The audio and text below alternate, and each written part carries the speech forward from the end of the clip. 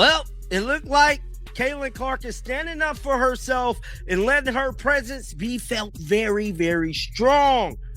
Caitlin Clark has declined to take part in a three-point contest. But to me, this is a strong signal to the WNBA that Caitlin Clark ain't rocking with y'all. And I don't think any Indiana Fever players... I mean, they banned this girl's meme. Banned her point. Her emote.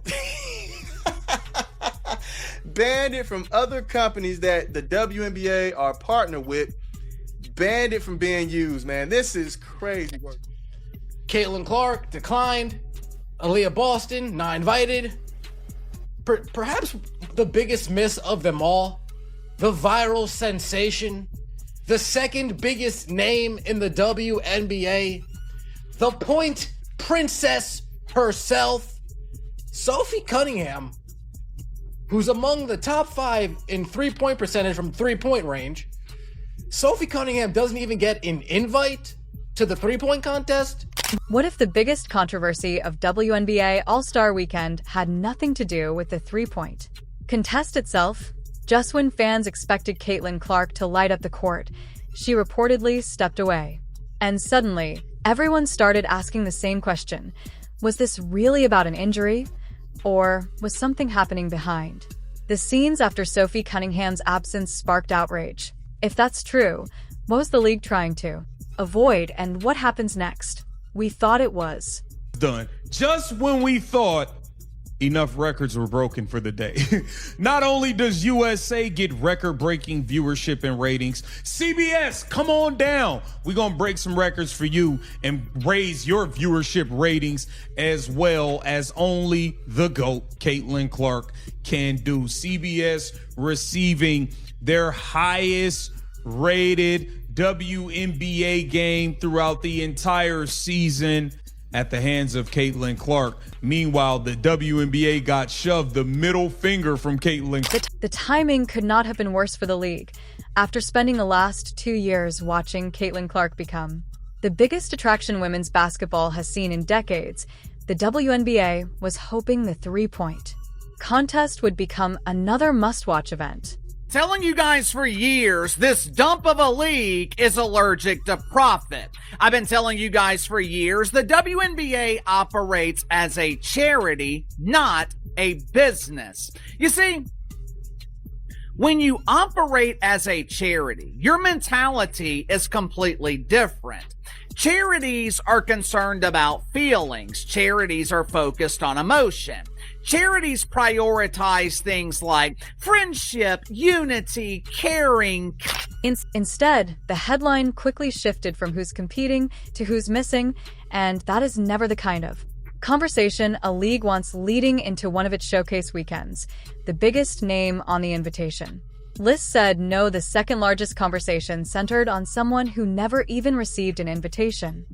Player of the Week honors. It's the second time this season, the fifth time in her career. And you heard what I just played there. Her desire is to make her team great. Her desire is always focused on winning, on her team, on the fans. She always brings the fans in there.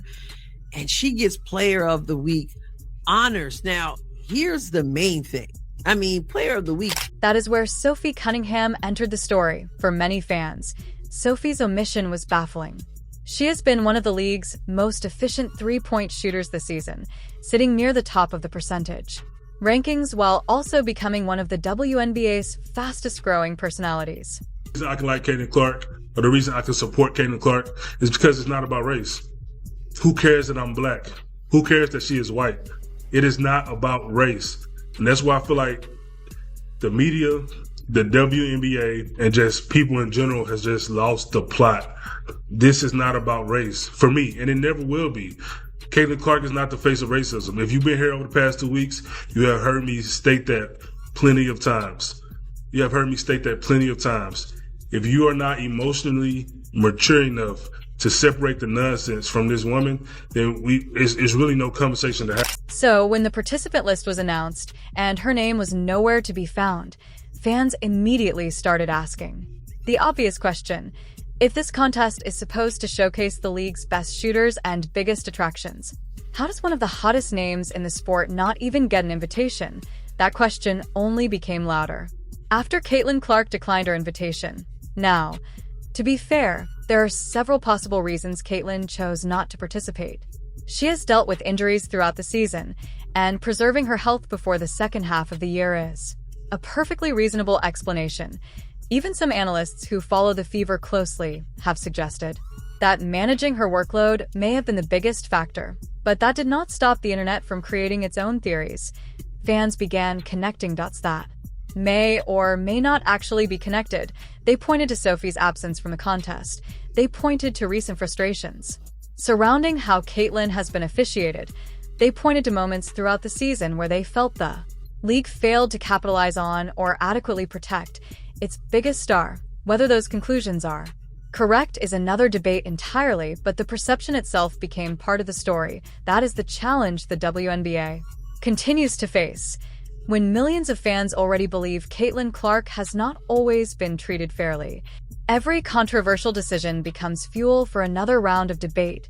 Suddenly, every omission, every officiating controversy, and every marketing decision is viewed through that same lens.